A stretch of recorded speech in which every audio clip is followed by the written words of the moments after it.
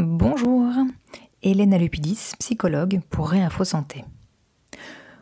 Comment le sentiment de sécurité nous met en lien? Est-ce que ça vous est déjà arrivé de vous sentir triste, en colère, frustré, parce que vous n'arrivez pas à vous mettre en lien avec vous-même ou en lien avec d'autres personnes, ou dans des situations particulières? Et ça, quand on ressent ça, on se sent peut-être parfois un peu perdu, bloqué, on ne sait pas quels sont les éléments qui nous permettraient de nous mettre en lien. C'est quelque chose qui peut se reproduire plusieurs fois dans sa vie, ou alors qu'avec certaines personnes. Dans cet audio, je vais vous donner les éléments pour que vous puissiez déjà savoir qu'est-ce qui est en jeu, déjà dans le corps, savoir ce qui se passe. C'est important de savoir où vous êtes pour savoir où vous allez aller.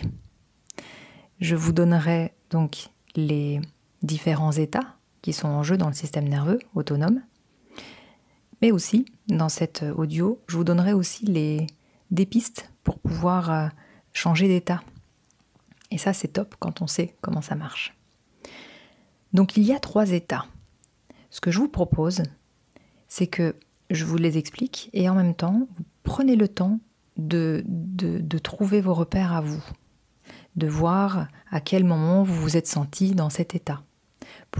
Dès que vous avez vos repères personnels, ce qui est intéressant, c'est que vous pouvez les reconnaître beaucoup plus facilement pour pouvoir les changer, si besoin. Donc là, il y a 3 états. Donc l'état, quand on est en lien, on se sent engagé, donc dans le corps, pour le reconnaître, cet état-là, on se sent plutôt détendu. Et quand on se sent détendu, on sent que c'est un peu comme après un massage, ou alors, donc là c'est plutôt tranquille, ou ça peut être aussi de la détente joyeuse, quand on est entouré d'amis ou de gens qui nous aiment et qu'on aime, on se sent en sécurité, tout se passe bien. Donc quand il y a de la sécurité, le corps se sent détendu. Quand le corps se sent détendu, il y a plutôt des émotions agréables qui vont être la joie, la sérénité, l'apaisement, la détente, etc. Quand vous avez ces émotions, vous allez avoir des informations du système nerveux qui vont remonter vers le cerveau et qui vont donner des informations plutôt positives. Ça veut dire que la manière dont vous allez voir le monde aussi va être influencée par votre état. Et à ce moment-là, vous allez voir plutôt des choses positives. Même si vous êtes dans un contexte où vous auriez pu voir les choses négatives, là, c'est plutôt agréable. Et quand vous êtes dans cet état d'engagement et qu'il y a de la sécurité, vous allez remarquer que tout est fluide. Le rythme est plutôt tranquille chez vous. Il n'y a pas beaucoup de pensées. Et à ce moment-là, vous allez avoir des facilités à aller vers les autres et vous remarquez que spontanément, les gens viennent vers vous. Il y a quelque chose vraiment qui se passe. C'est comme si vous aviez la fenêtre ouverte et que les gens viennent et que vous pouvez aussi aller vers eux. Les qualités en général qui sont associées à ce moment-là, comme dans le cerveau, tout est allumé, on va dire, vous allez avoir des qualités de curiosité, d'empathie, de compassion, de créativité. Tout est ouvert, c'est là où vous avez votre plein potentiel. Bon, là, je vous explique l'état quand il est vraiment il y a différents degrés, hein, mais quand on est pleinement dans cet état, on se sent vraiment ouvert. Donc ça, c'est l'idéal. Tout le monde aimerait être là-dedans. Il y a de la confiance, etc. Mais parfois, on peut être bloqué plus ou moins longtemps dans un état.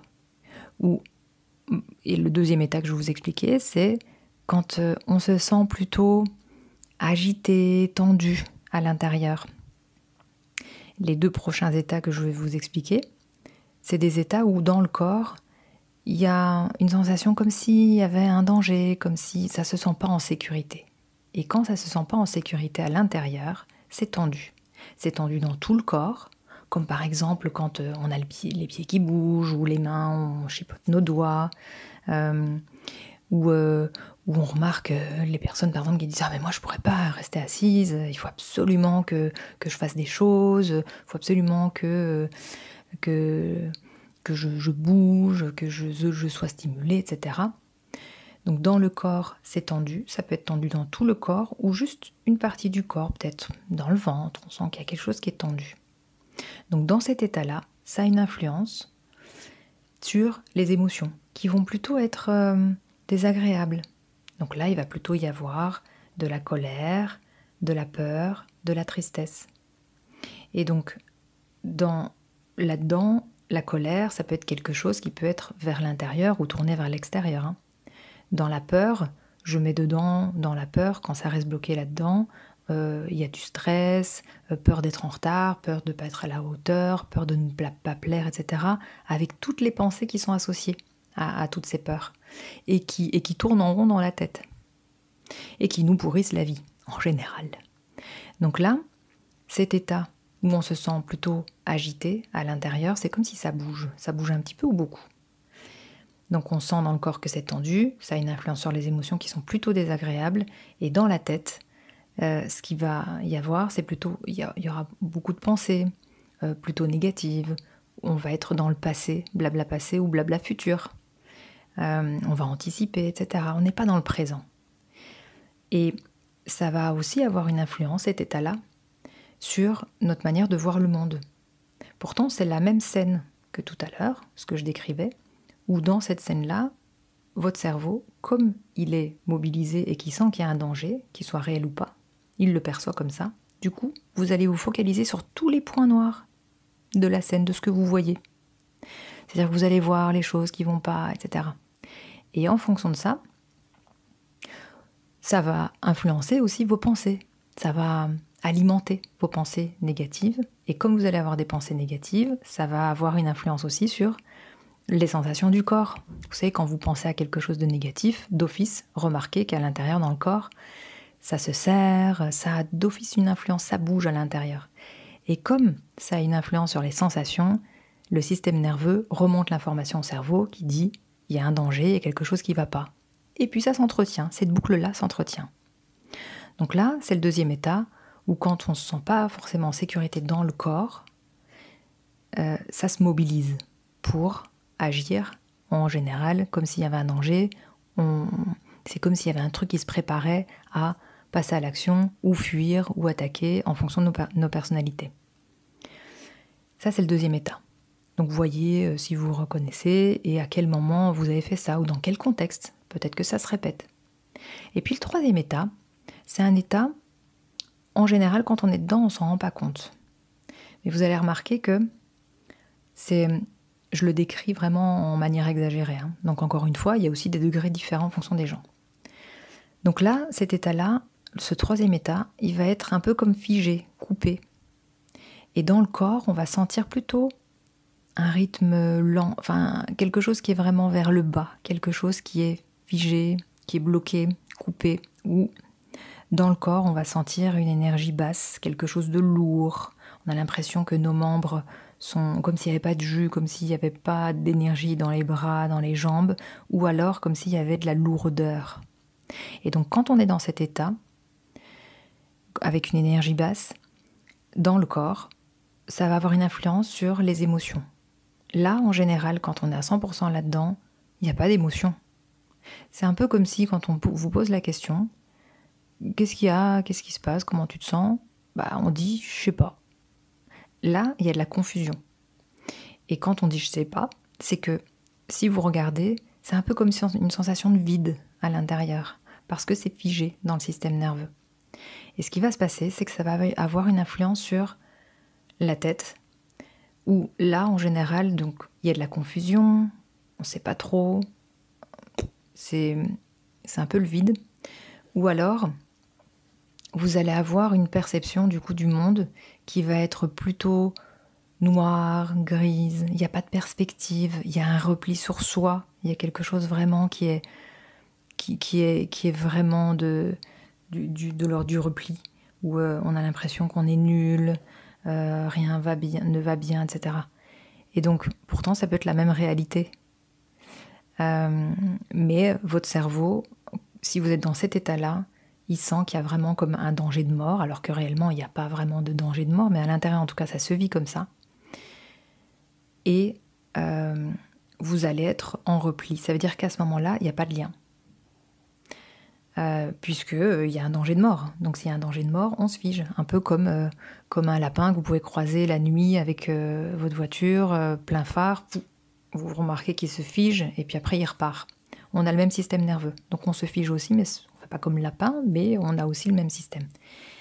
La particularité aussi, c'est que on remarque que quand on est dans cet état-là, la respiration est très pratiquement inexistante. Elle est très très courte. On s'en rend pas compte. Ce qu'on peut se rendre compte, c'est peut-être si vous reprenez votre respiration, comme si vous avez besoin de respirer, de reprendre l'air, et c'est là que vous le remarquez. Vos proches peuvent peut-être vous dire « Mais pourquoi tu souffles? Pourquoi tu soupires ?» En fait, le soupir, il vient après parce qu'il faut bien que vous respiriez. C'est naturel. Donc voilà.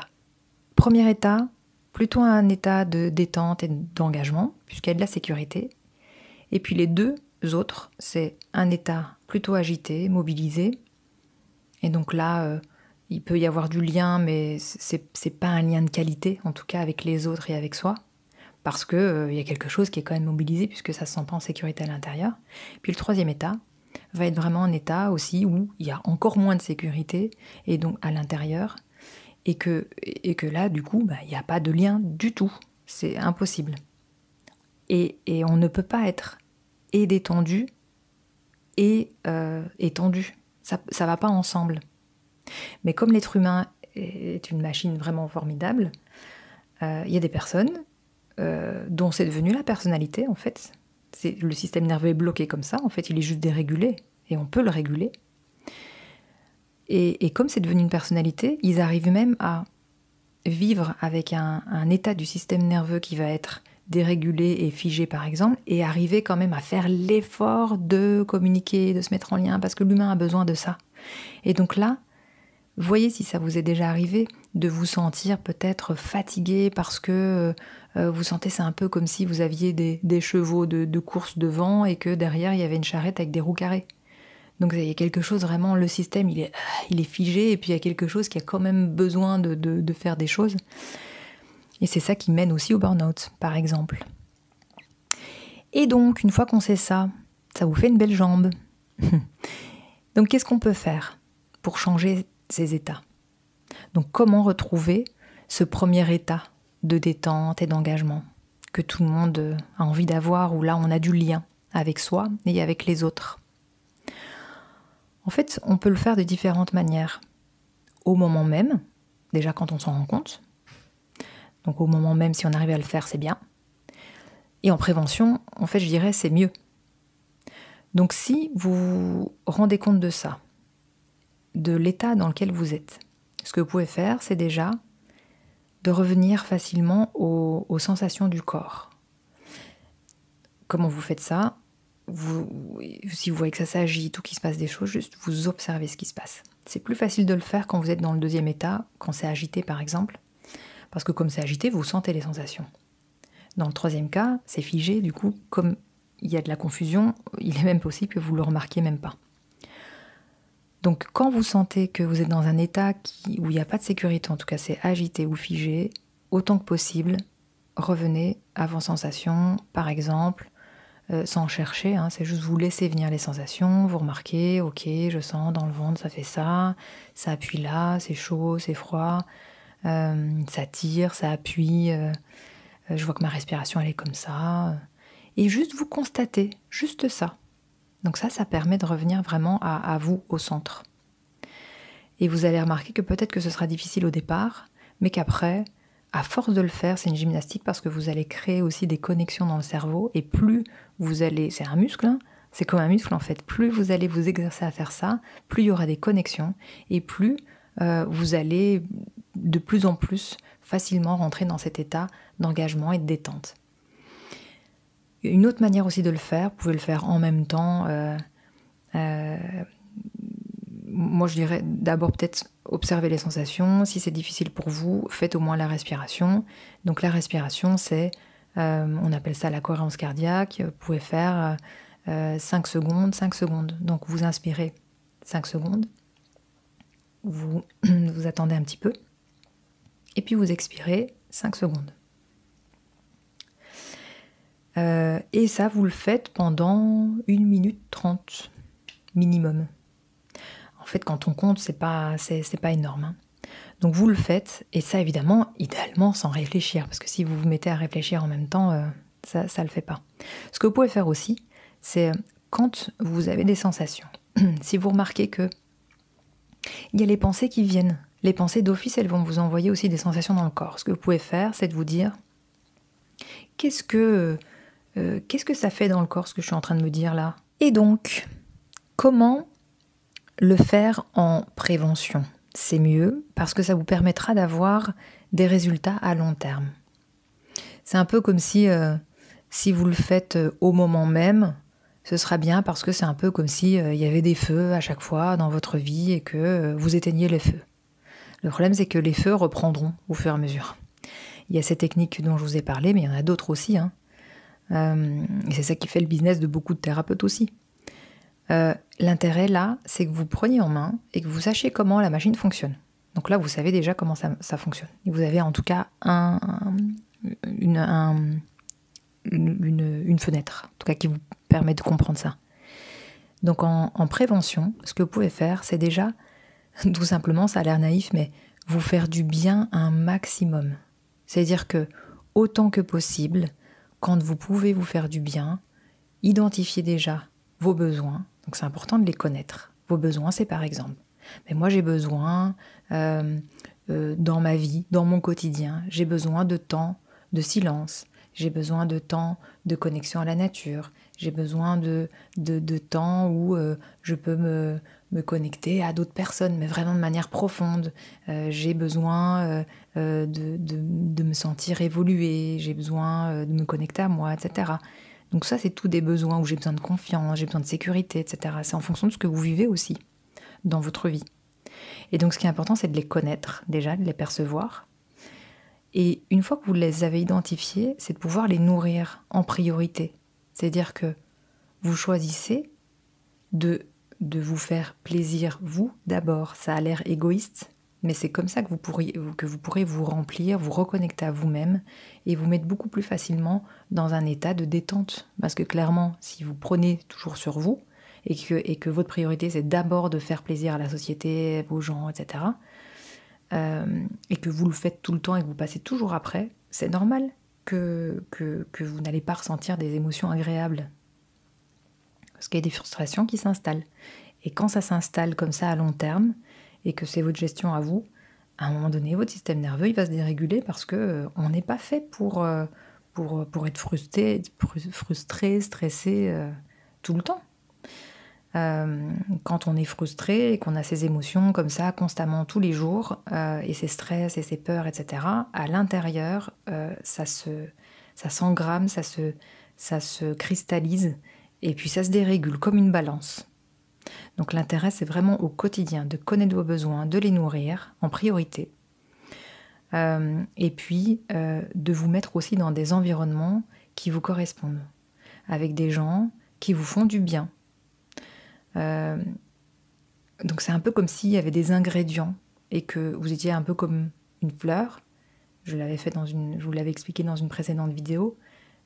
Si vous êtes fané, parce que vous le voyez que vous êtes fané parce qu'il y a des émotions désagréables le plus souvent dans votre vie, regardez dans votre sol. C'est que dans votre environnement, il vous manque des ingrédients qui vous font du bien et vous êtes unique. Chacun est unique et chacun a ses ingrédients à lui. Donc c'est important déjà de les identifier. Une fois que vous les avez vus, vous vous nourrissez. Et donc là, ce sera... vous allez avoir sur cette chaîne aussi plein d'outils qui vous permettront vraiment d'expérimenter, de voir quels sont les outils qui vous font du bien pour vous ressourcer, pour vous inspirer.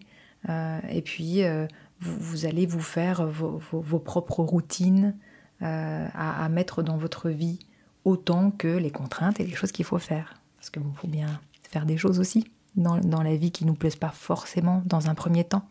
Mais l'idéal, c'est de retrouver vraiment une vie où, quand vous vous réveillez le matin, vous vous dites « chouette, je vais faire quelque chose qui me plaît, je suis dans une vie qui me plaît, avec des gens qui me plaisent, il y a du sens, il y a du lien, je me sens bien ».